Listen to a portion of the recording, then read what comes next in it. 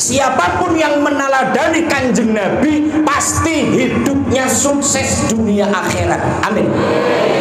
Ibu-ibu pingin sukses, pingin kaya, pingin punya duit, pingin punya kalung gede serantai kapal, ikutin Nabi. Beneran ini beneran. Wis pokok ngikut Nabi itu pasti sukses.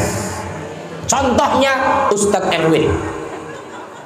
Ustadz Erwin itu nyontoh Nabi. Nyontohnya di mana Pak Ustadz? Kira-kira Pak Ustadz Erwin nyontoh Nabi di mana Bu kira-kira? Di mananya, bukan di mana. Kalau di mana kan otomatis ke Mekah dulu, harus ketemu dulu. Kalimatnya di mananya letak Ustadz Erwin nyontoh Nabi? Halo, di mana kira-kira? Enggak usah dijawab Pak Ustadz, Pak Ustadz yang ngomong. Banyak hal. Yang pertama yang menyampaikan syariatul Islam, menyampaikan ilmu-ilmu Allah yang dibawa Nabi, yang beliau pelajari dulu di pondok pesantren, dibawa ke kota metropolitan, sampaikan kepada anak didik, putra putri ibu. Itu namanya meneladani Kanjeng Nabi Muhammad. Nabi dulu mengajarkan para sahabat apa yang namanya Al-Quran.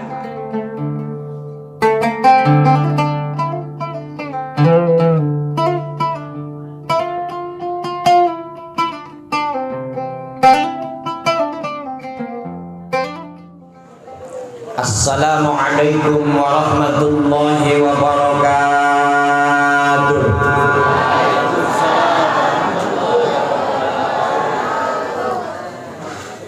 Bismillahirrahmanirrahim. Al-Qail fi kitabihil karim wa huwa asdaqul qailin. A'udzu billahi samii'il 'aliim minasy syaithaanir rajiim.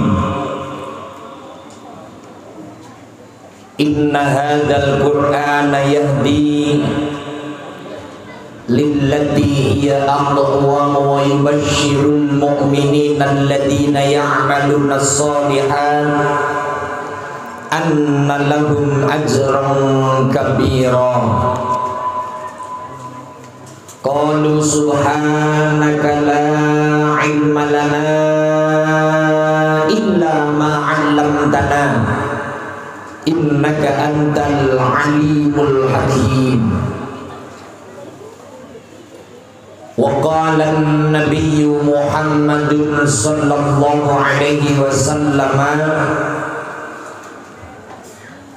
talabul ilmi faridatun ala kulli muslimin ay wa muslimatin.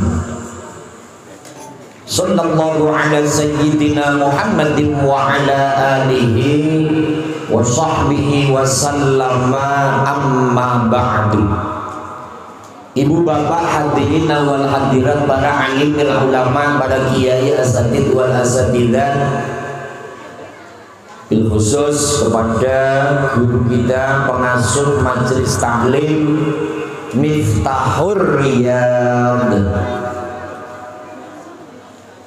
Al-Ustaz Erwin Abdullah beserta Ibu Nyai, yang kita doakan mudah-mudahan beliau selalu sehat walafiat, selalu barokah, barokah ilmunya, barokah rizkinya, barokah keluarganya, sehingga mudah-mudahan Allah selalu memberikan kesehatan jasmani dan rohaninya, sehingga bisa membimbing kita dan putra-putri kita menuju jalan yang benar, mendapat ridho Allah Subhanahu.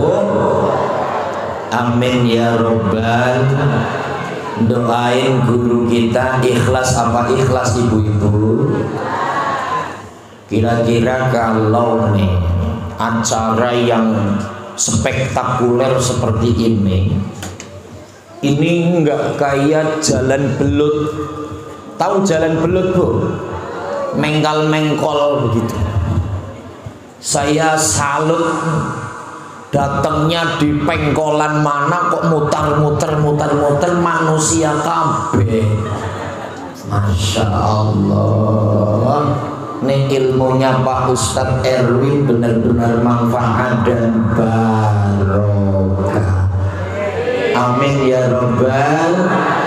Kira-kira kalau acaranya di aula luas Miftahul Riyad yang terbangun tersusun rapi, kira-kira setuju apa tidak?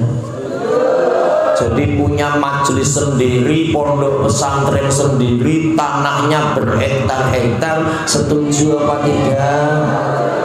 Binniyati wal qabul wa bi syafa'atir rasul wa ila hadratin nabi Muhammadin sallallahu alaihi wasallam nas'aluka ya Allah bi wasilati syahri Sya'ban wa bi wasilati nabiyika Muhammadin sallallahu alaihi wasallam wa bi wasilati du'a hadhil jamaah Majelis Taklim Miftahul Riyad segera punya tempat sendiri yang luas.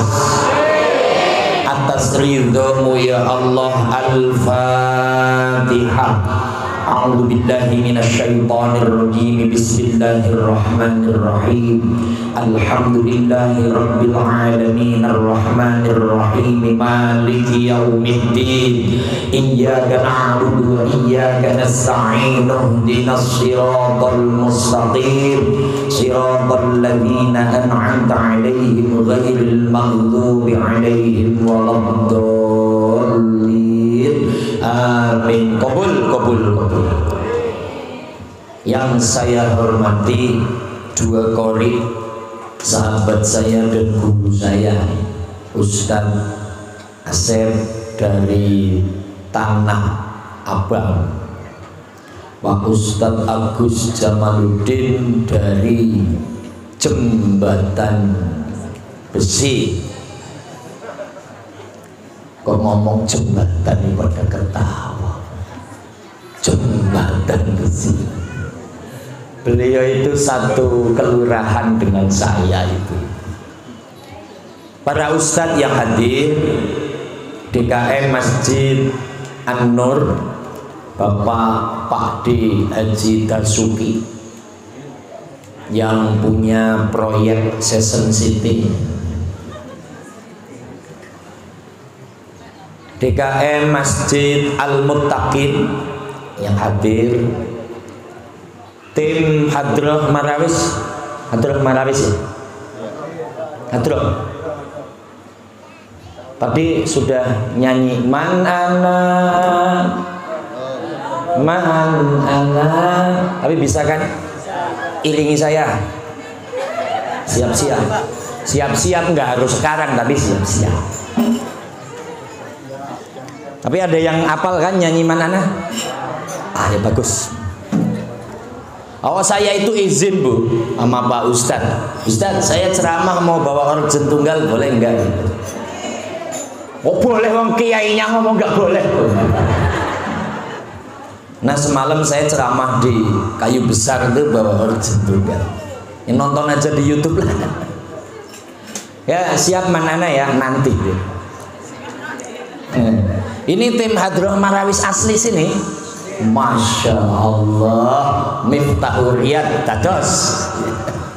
Ibu-ibu majelis taklim asuhan Romo Kiai Erwin ini, yang sibuk dari kayaknya udah sebulan ya Bu sibuknya ya Bu ya.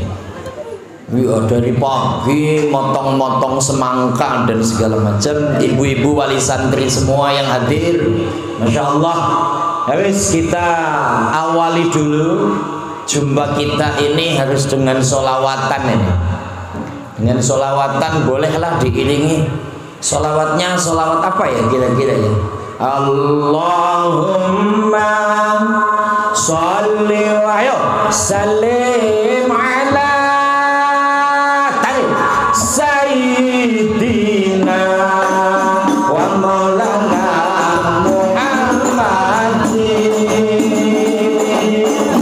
Allahumma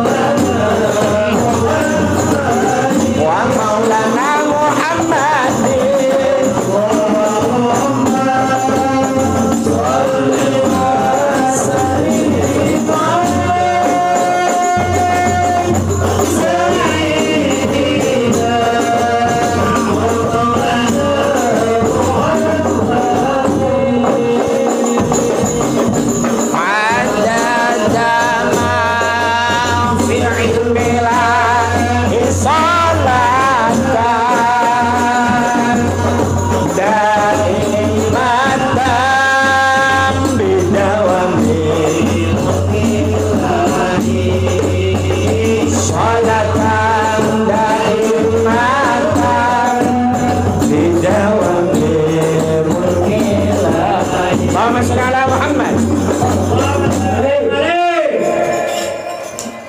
Ibu bapak yang saya hormati, kita langsung karena waktunya tinggal 15 menit. Tadi dipesenin Pak Ustadz Erwin gak usah lama-lama Pak Ustadz. Ibu-ibu sini tuh kalau ngaji nggak kuat lama, pantatnya panas gitu. Bahkan betul kan, yang ngomong betul, balik-balik.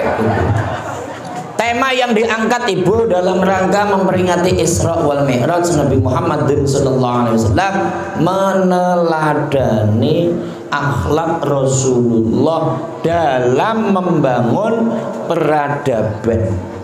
Ini yang bikin tema anak kuliah ini pasti ini. Iya, pasti anak kuliah ini ya. Baik. Kalimat meneladani adalah mencontoh.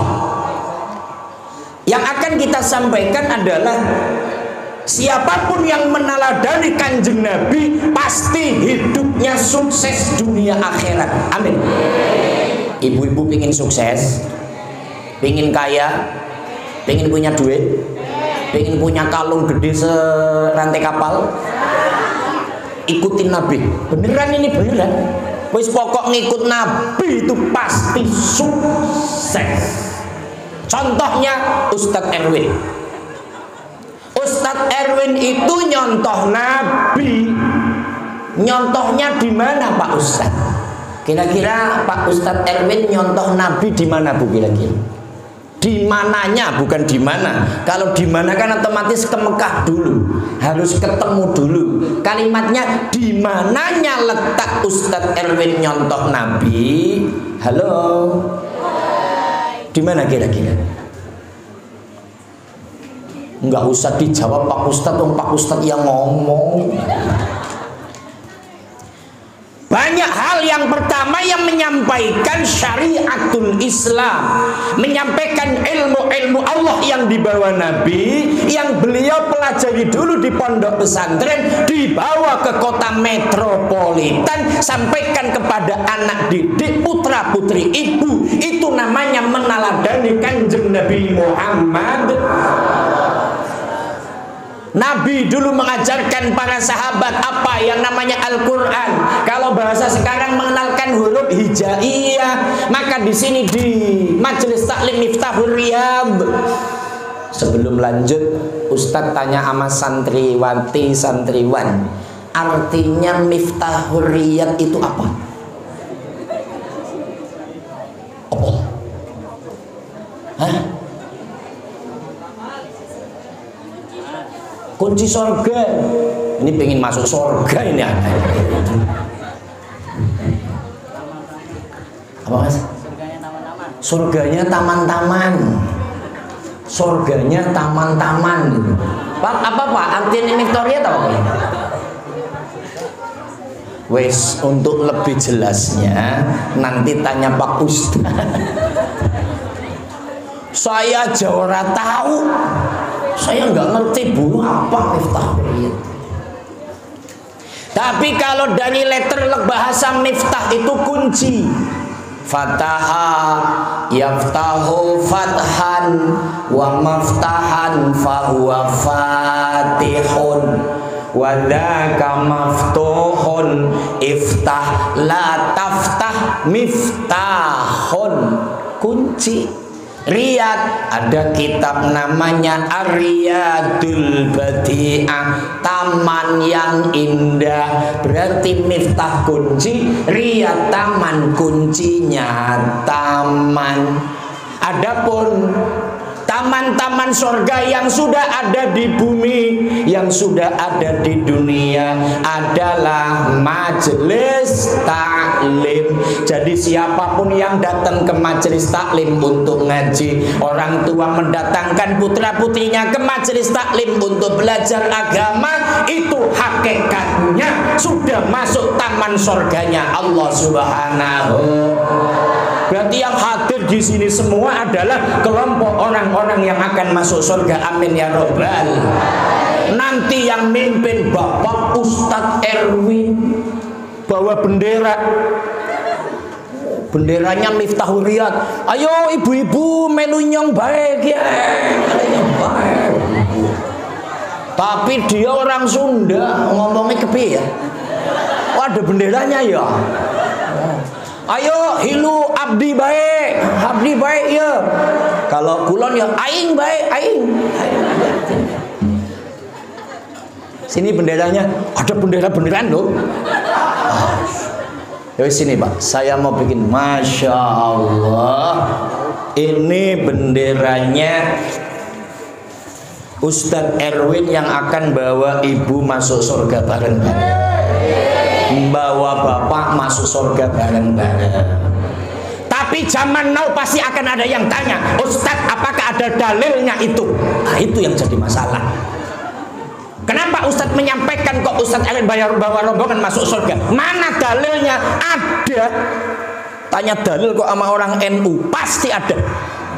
Saya belajar sama Ustadz Asep Tanabang ini masalahnya. Ya Ustadz Asep ya, kata dia, kapan belajar? Cengaing maneh. Bismillah. Wasiqal ladzina taqaw rabbahum ilal jannati zumara.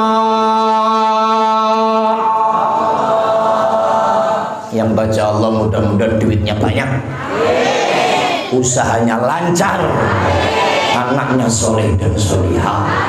Yang nggak baca Allah pulang ngaji mati itu orangnya. Kurang ajar, Ustadz sudah petentengan kok. Tapi omong-omong saya ceramah kalau nggak ada air aus.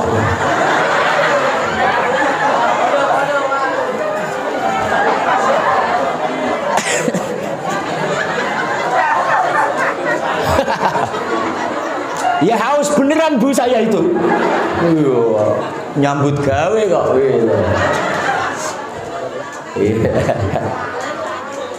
Tadi malam ceramah pulang jam 1. Ini ceramah habis dulu ceramah lagi bu sama. Nanti malam ceramah. Terus jam 12 ceramahnya di Cikasur. Sini mas.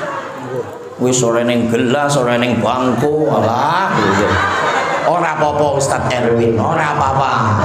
Minum dah, main. Biasanya susu.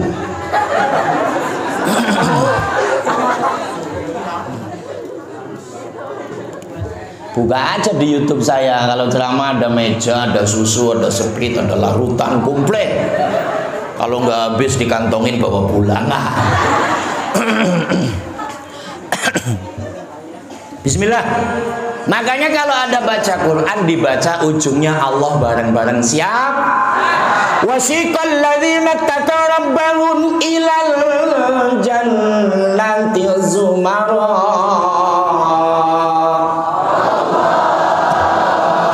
Takut modern.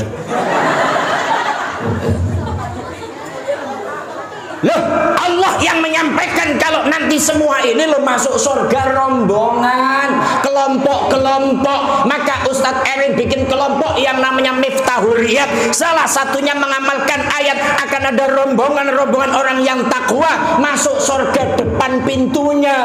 Ustadz Erwin keliling, ayo jamaah kabeh yang dulu ngaji di Miftahul Riyad, ayo bareng masuk surga. Hatta idza ja'uha wa futihat abwabuha wa qala lahum khazanatuha salamun alaikum tibtum fadkhuluha khalidin.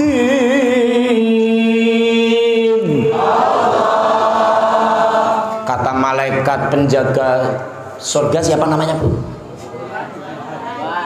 Siapa? Penjaga surga siapa namanya? Emang Ridwan tukang air?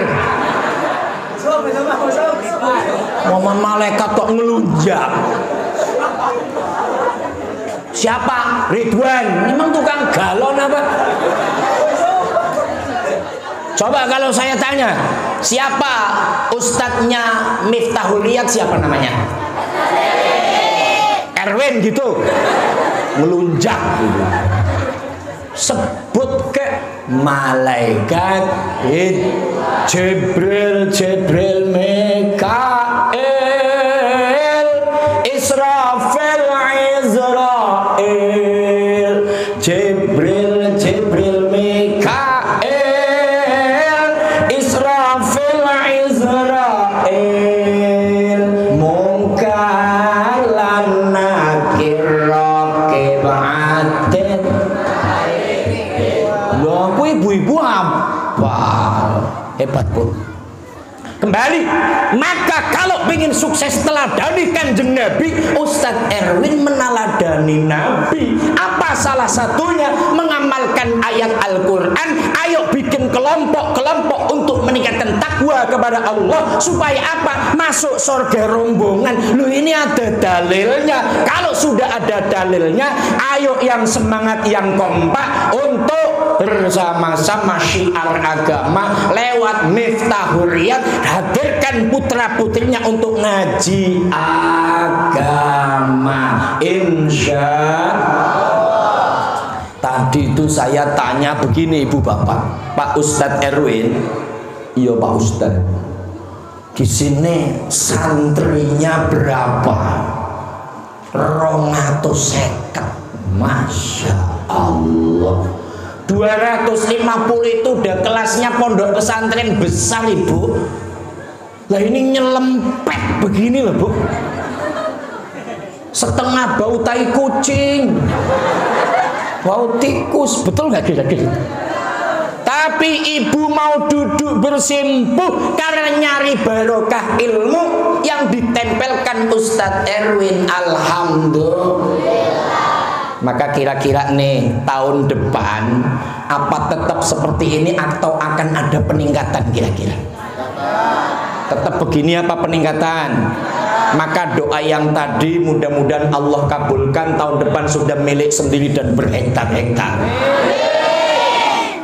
Doa sudah, harus ada action yang kedua. Apa? Yang belia kowe kabeh. Yang belia Anda semua. Tapi bahas itu nanti. Yang akan saya sampaikan adalah ketika meneladani, iya. Yang kedua membangun peradaban. Apa membangun peradaban? Ada dalam mata kuliah namanya sejarah peradaban Islam. Adab itu budaya. Budaya Nabi ketika dakwah di Makkah beda dengan budaya Nabi dakwah di kota Madinah. 13 tahun Kanjeng Nabi dakwah di kota Makkah kurang begitu berkembang. Tapi ketika 10 tahun dakwah di kota Madinah berkembang pesat, sangat luar biasa. Seiring berjalannya waktu, dakwah peradabannya harus berganti-ganti. Ada kalimat inna amra ummati fi yaddi subban wa fi aqdamihim hayatuha. Bukan yang itu yang saya maksud.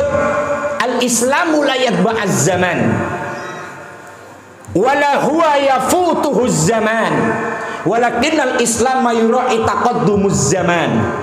Dalam membangun peradaban, Islam tidak akan ketinggalan zaman. Islam tidak akan mati karena zaman, tapi Islam menjaga keberagaman zaman. Ustadz Erwin bisa menjawab. Di tengah kota metropolitan, di tengah kesibukan orang hanya mencari duit, cari harta, bisa membangun majelis taklim, bisa merekrut putra-putri santriwan santriwati untuk belajar agama dari yang umur 4 tahun, yang baru belajar huruf hijaiyah, sampai SMP SMA yang belajar agama tentang tafsir Quran dan ilmu fikih. Ini namanya mampu membangun peradaban. Karena bisa diterima. Bukti bisa diterima hari ini yang kesekian kalinya duduk bersimpuh untuk istighfalan menyongsong bulan suci Ramadan sekaligus Isra wal Mi'raj. Insya Allah. Sekarang Ustadz mau tanya ibu bapak. Ini di sini kan fahamnya Ahlus Sunnah wal Jamaah An-Nahdiyah. Ibu-ibu kalau ditanya, bapak kalau ditanya ketika nanti kita sudah mati, sudah meninggal, kiriman doa Fatihah dari putra-putri kita sampai apa tidak? Sampai apa tidak, Bu? Ibu yakin? Berarti jangan mati dulu. Anu udah yakin. Pertanyaan yang kedua, ketika yakin akan ada doa yang ngalir ketika kita nanti sudah meninggal, di situ maka kita tidak akan disiksa oleh Allah, tidak akan disempitkan makamnya, tidak akan dibakar kita dalam neraka, karena wasilah doa dari putra putri kita yang pinter ngaji. Betul apa tidak? Nah, pinter ngaji, baca Al-Quran, kenal huruf hijaiyah, bisa Al-Fatihah, itu yang ngajarin siapa? Pak Ustadz, pertanyaannya sudah terima kasih apa belum? Belum. Usahanya podo mati. Maka ada ungkapan yang sangat istimewa yang tadi saya pinta itu. Man ana. Ayo tarik. Mana tukang musik? Man ana laulakum kaifama hub kaifama ahwakum man ana man.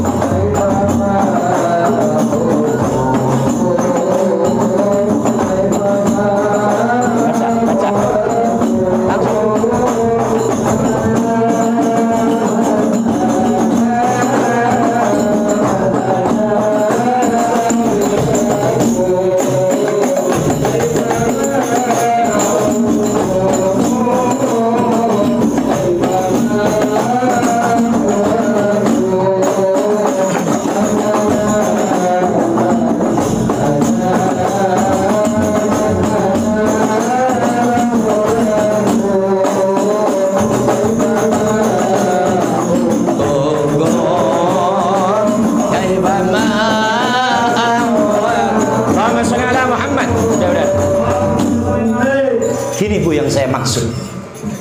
Kalau kepengen ilmu, pengen manfaat, kepengen ilmu barokah, wajar kalau seorang santri membunyikan kalimat ini.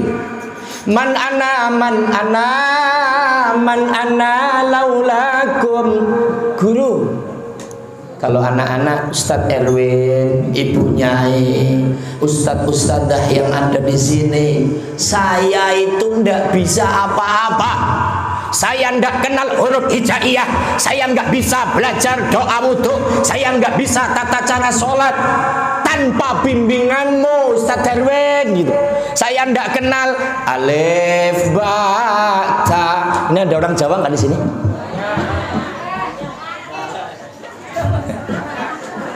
Sorry Ustadz Erwin, saya pakai bahasa Jawa ya, biar Pak Dasuki nggak ngantuk.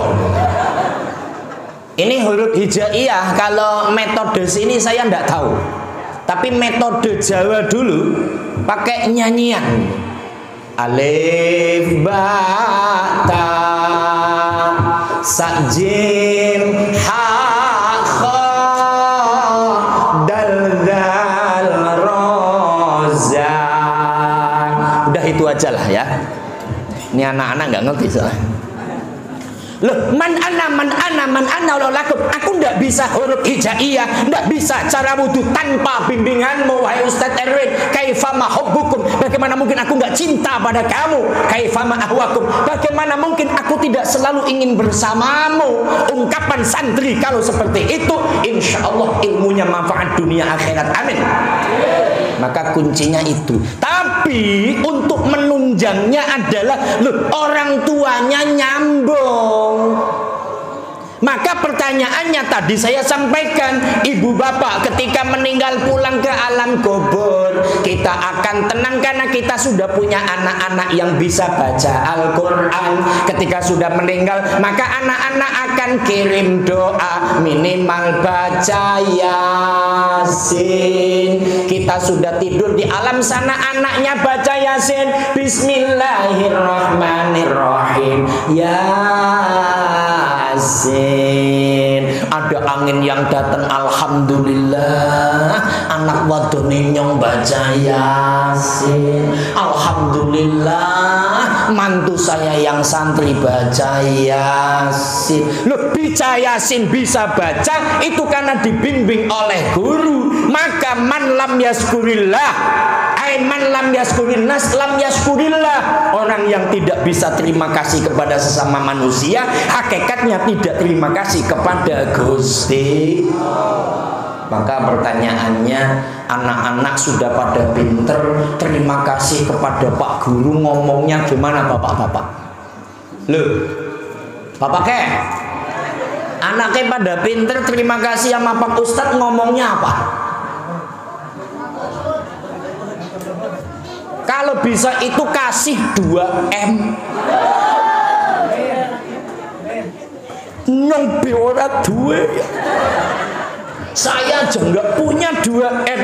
Tapi kalau sampai dikasih cuma 2M, terlalu. Karena 2M itu artinya matur nuwun mas. Masa cuma terima kasih doang? Ada cerita kalau anak-anaknya pingin pinter dan cerdas, saya ngambil dari cerita Al-Imam Al-Ghazali, Hujjatul Islam, penyusun kitab Ihya Ulumuddin.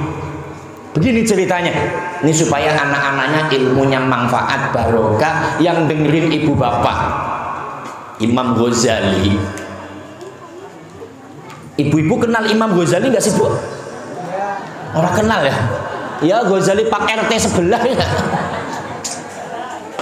Mulai air putih teko, larutan datang. Terus belum, masih ada lagi yang belum datang. Susu.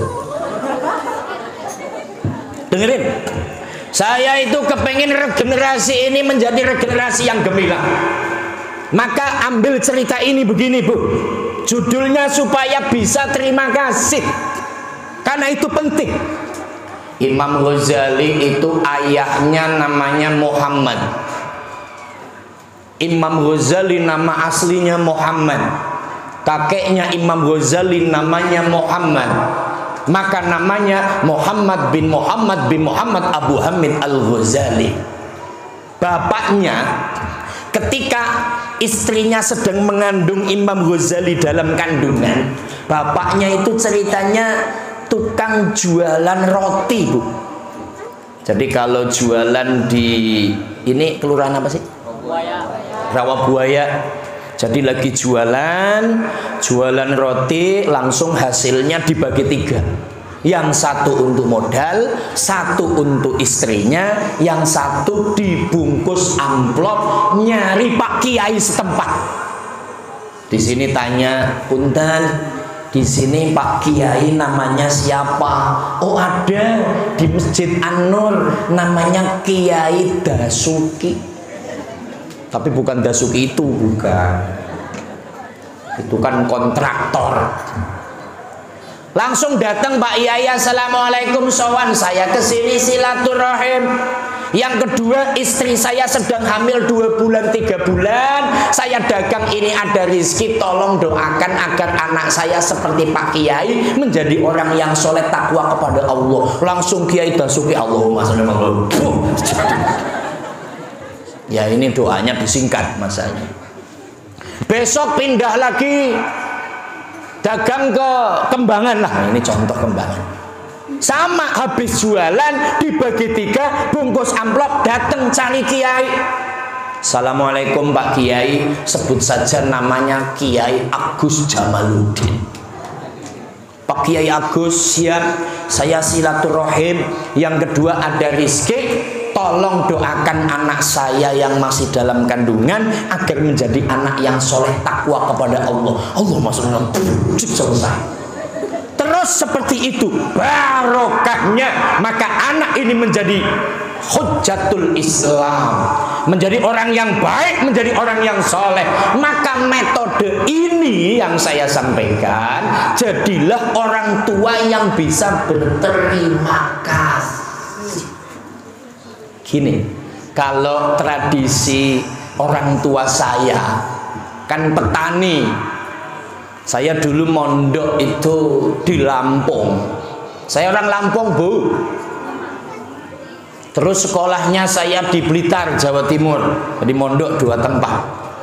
Ketika saya mondok di Lampung, bapak itu kalau nengok saya mau sowan ke Pak Kiai, itu pasti ke ladang dulu. Kira-kira di ladang ada pisang yang sudah mateng apa belum? Kalau ada, dirobohkan. Terus ada enggak kelapa yang sudah tua? Ada enggak buah rambutan yang sudah panen? Itu dimasukin karung, dibawa diserahkan ke Pak Kiai sambil mengatakan, Pak Kiai, hasil panen minta barokah agar putra putri saya yang mondok di sini ilmunya manfaat. Lah kalau di Jakarta kan nggak punya tanaman pisang, Pak Ustadz. Di Jakarta kan saya nggak punya sawah, punya. Ibu punya pekerjaan, tinggal kalau mau ke rumah Ustadz Erwin mampir ke Indomaret. Allah Pak Ustadz, sekarang aja cari minyak susah, minyaknya mahal. Tapi ini serius. Salah satu perangkul agar ilmu anak-anak kita manfaat fi dini wa dunya wal akhirah itu serius. Mampir, habis mampir sowan, lo nggak usah kelihatan orang banyak, karena itu adanya dalam hati. Ini saya sampaikan lewat media umum supaya apa? Ini benar-benar loh. Jadi kalau hanya sekolah saja, belajar saja, tanpa ada intrik-intrik yang ada di dalam yang khususiyah, kemanfaatannya akan berkurang. Allahumma sholli ala Muhammad. Bisa dipahami ibu-ibu? Kira-kira mau kapan ke Indomaret? Tapi ya jangan rombongan bareng, nenteng semua lah di sini, buka toko jadinya nanti. Kok Pak Ustadz ngomong begitu? Ini nggak ada pesenan loh ya, nggak ada. Hanya saya itu ngelihat kalau sudah santriwan santriwati, saya jadi ingat generasi ke depan. Saya ingat makolahnya Presiden Soekarno. Ada yang kenal Pak Soekarno? Presiden RI yang pertama. Dulu saya mondoknya di sana. Jadi kalau apalan doroba yadribu dorban wa madroban fawadoribun wadaka madrubun idrib latatrib madribun, itu di situ di makamnya. Tapi dulu makamnya dipager pakai kaca, nggak bisa masuk. Kalau sekarang bebas. Apa kata Pak Soekarno? Ini untuk anak-anak muda, untuk anak-anak ibu. Hadapkan di hadapanku 10 pemuda, akan aku goncang itu dunia. Artinya kalau generasi bangsa yang laki-laki yang perempuan digembleng pakai ilmu, maka ke depan akan lebih jaya ini Indonesia. Apa kata Soekarno? Kalau ingin tahu Indonesia ke depan jaya 20 tahun dari sekarang, lihat anak-anaknya. Generasinya kalau ngaji di Miftahul Riyad, bisa baca Quran, ngerti agama, ngerti ilmu fikih, bersolawatan terus, maka 20 tahun ke depan yakin Indonesia akan menjadi negara yang gemah ripah loh jinawi, toto tentrem kerto raharjo, ing madya mangun karso, ing ngarsoning tulodo tutwuri handayani baldatun thayyibatun warabon. Pada ngerti nggak sih? Ngerungokno wae.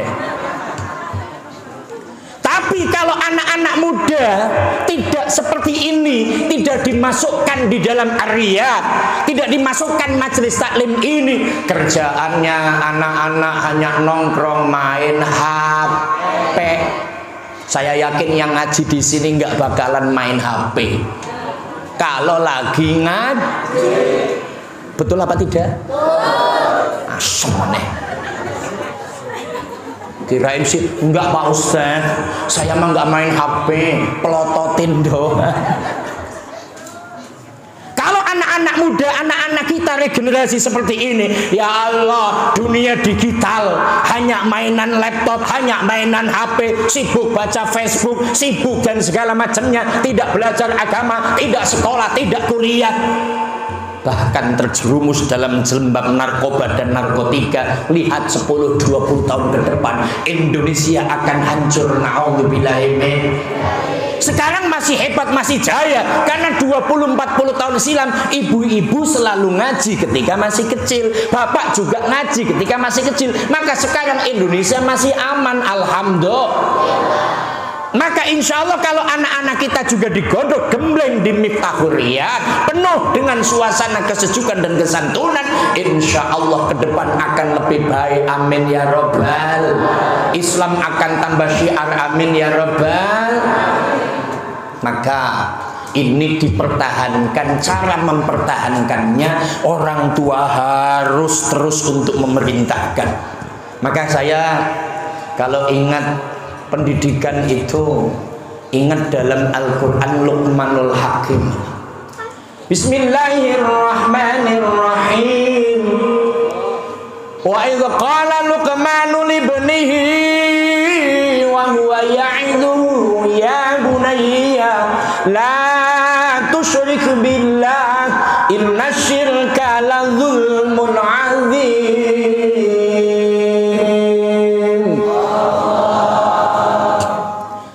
Syekh Luqman Hakim itu ada yang ngomong wali, ada yang ngomong nabi, tapi orangnya yang itu Pak, negro, yang hitam. Jadi kalau siang-siang begini yang kelihatan giginya di tanah abang banyak. Tapi ini masuk dalam Al-Quran. Yang ganteng, yang putih belum tentu masuk Al-Quran, tapi udah jelek masuk Al-Quran. Dicontohkan oleh Allah ketika Syekh Luqman Hakim ngomong sama anaknya, ya bunayya, hinggir anak lanang ingsun, wa huwa ya'iduhu ya bunayya la tusyrik billah. Kamu hidup harus punya pedoman. Secara ideologi Tuhanmu adalah Allah. Asyhadu an la ilaha illallah wa asyhadu anna Muhammadar Rasulullah. Dan ingat, la tusyrik billah, jangan sampai menduakan Allah. Loh, ini pesan yang sangat luar biasa. Apa? Anak-anak kita dipeseni, apapun yang terjadi, yang menciptakan kita semua adalah Allah Subhanahu. Jangan sampai goyah. Maka ketika masuk sini melihat lautan manusia, ini adalah orang-orang yang sudah yakin bahwasanya yang menciptakan alam semesta adalah Allah Subhanahu. Bareng-bareng la ilaha illallah, la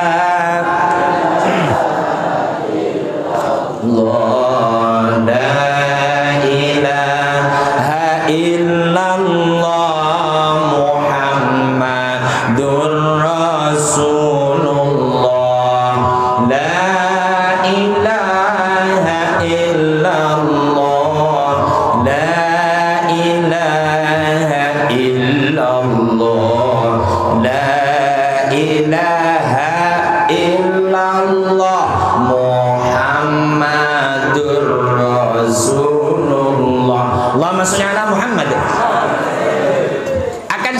Tentang anak-anak, maka tolong dipertahankan terus untuk ngaji dan belajar, ngaji dan belajar.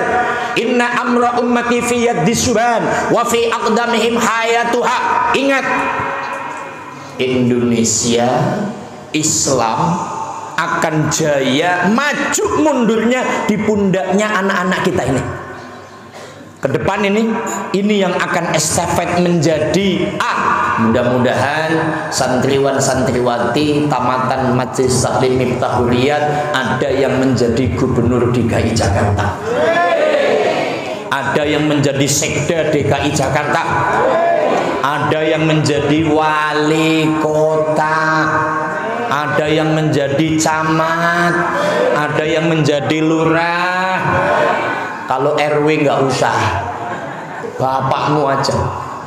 Kalau RT nggak usah, bapakmu aja. Artinya apa? Kalau ini dipertahankan loh, ini akan lebih jaya. Maka aja, ayo arahkan ke sini. Tapi karena udah 250 terlalu full, kita doakan seperti doa yang awal tadi agar ada tempat yang lebih baik. Amin ya Rabbal. Tapi Pak Ustadz Erwin, kata ibu-ibu, kalau nanti Pak Ustadz Erwin beli tempat yang berhektar-hektar, berarti sudah nggak di sini lagi ya? Pindah kemana? Lah ya jauh, kami ikutnya gimana gitu ya Bu ya? Ya jangan begitu, serahkan dumateng Gusti. Amin ya robbal. Nah saya ujungnya akan ngomong Isra Mi'raj. Bismillahirrahmanirrahim. Subhanalladzi asra bi 'abdihi lailan minal masjidil harami ilal masjidil aqsa alladzi barakna haulahu linuriyahu min ayatina innahu huwas samiul basir.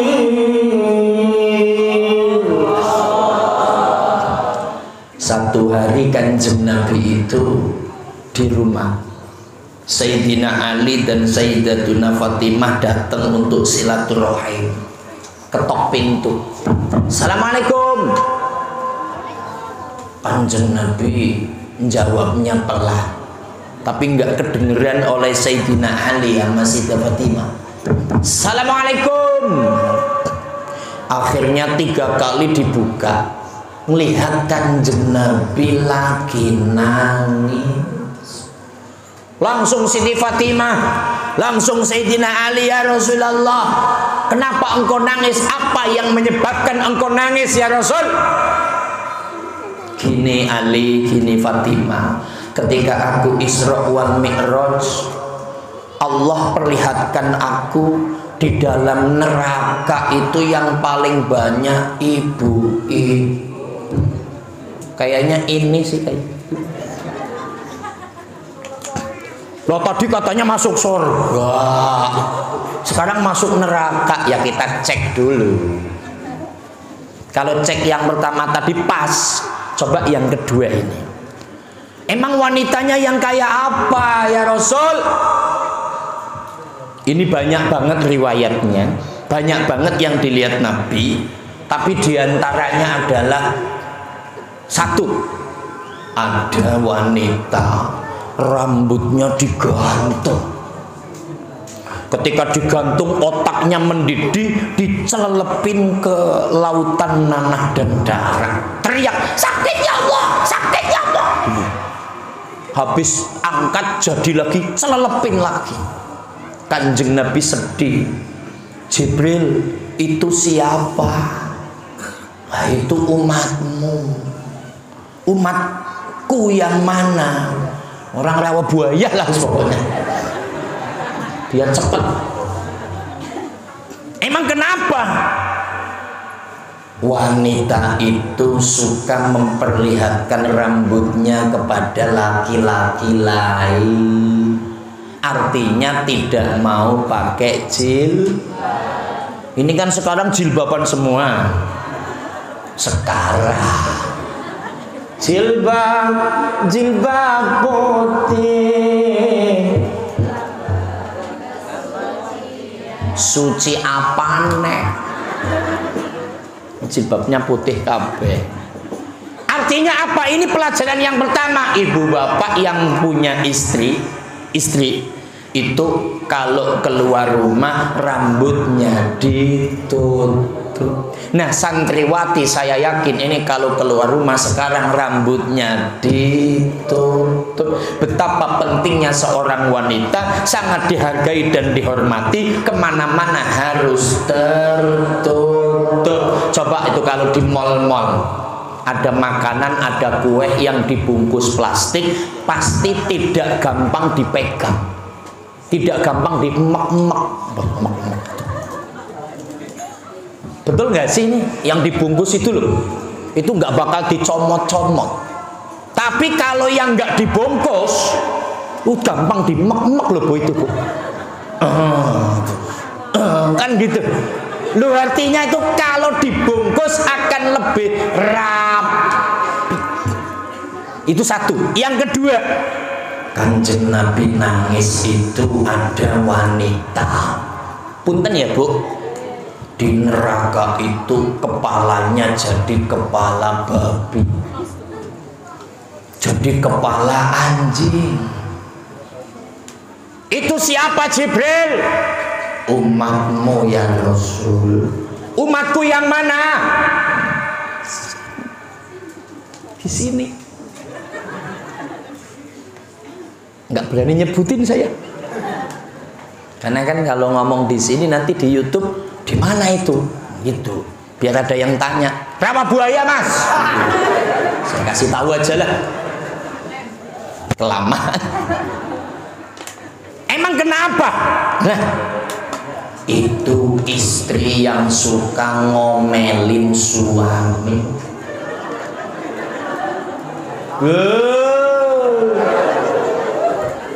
Ini suka ngomelin suami gak sih? Kok wajahnya sadis-sadis begini gitu?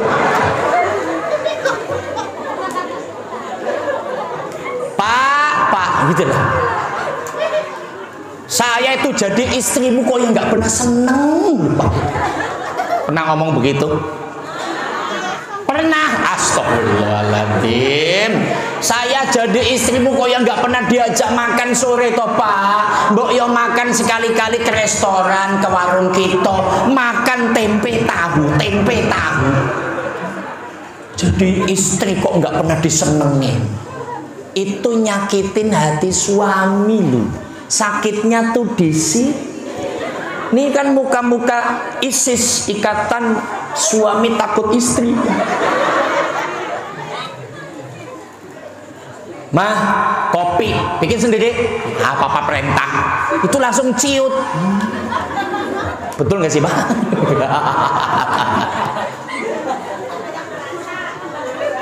Ada yang merasa.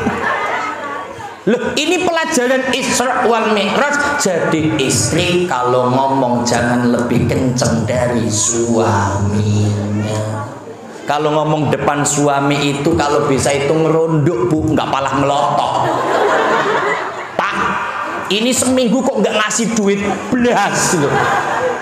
Itu yang namanya cabai naik, minyak mahal, lah kok nggak ngasih belas? Maumu apa? Pernah begitu Bu? Yo kerja namu. Ya maka pelajaran ini jangan suka ngomelin suami. Tapi saya perintah omelin aja suaminya. Karena kalau nggak diomelin tidur melulu. Tapi yang balance, tapi yang imbang. Karena apa Bu? Istri seperti itu karena lambang keluarga yang baik, istrinya solehah. Ini udah solehah apa belum? Insya Allah. Setiap keindahan yang tampak oleh mata itulah perhiasan dunia, namun yang paling indah di antara semua hanya istri salihah, istri yang salihah. Teng-treng-treng. Kalau bawa urgen begitu beneran. Saya ngikutin gurunya Ustadz Erwin, Kiai Sarif. Saya di sini. Karena saya kadang-kadang ceramah bareng dengan beliau. Karena kalau istri yang baik, yang solihah, ini Roma Irama menggambarkannya bagus. Hanya istri yang beriman bisa dijadikan teman dalam tiap kehidupan, selalu menjadi arahan. Jadi kalau istrinya iman, suaminya lagi pusing ya itu jadi hiburan. Ngomongin, Pak, ya saya tahu ini pandemi COVID, dagang B lagi susah. Sabar Pak, kadang yang namanya roda berputar, kadang di atas, kadang di bawah. Lah kan suaminya adem. Udah tahu dagang bakso suaminya ya, pulang baksonya kelihatan banyak. Wah, istrinya udah kayak jawara di jendela. Oh, suami goblok. suaminya mukanya udah dilipat gitu Bu, pasti diomelin istri. Duh, itu dorong gerobak udah odah aduk Pak, itu udah geter. Iya gitu. Kenapa baksonya masih banyak gitu? Kalau dagang itu mulutnya ngomong teriak bakso. Dagang diem aja. Ini bukan mental istri yang beriman dan istri yang solehah. Tapi kalau ikut majelis taklim Pak Ustadz Erwin, semuanya solehah. Amin ya robbal. Kesimpulan, udah habis waktunya. Udah habis beneran, udah dikasih waktu tadi. Ustadz, gak usah lama-lama. Satu, kalau ingin sukses, contoh Kanjeng Nabi. Kalau kita langsung nyontoh Nabi, stres, nggak kuat. Nggak usah sok langsung ngikutin Nabi, ngikutin guru kita.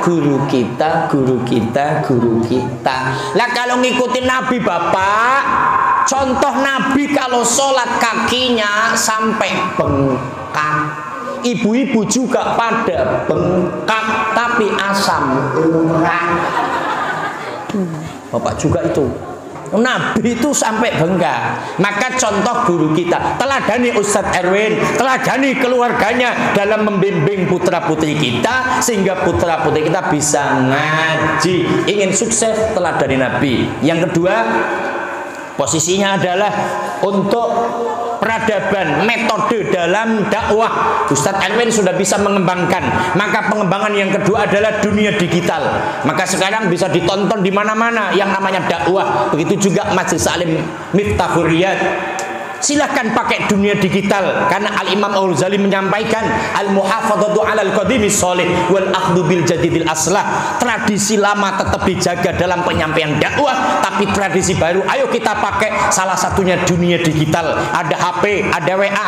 Anak-anak ketika ngaji silahkan di-upload di YouTube-nya. Lagi baca Iqra, lagi belajar sholat, lagi menghafalkan ayat, di-upload silahkan. Dibikin TikTok silahkan. Itu dunia digital untuk dakwah, ngikutin perkembangan zaman.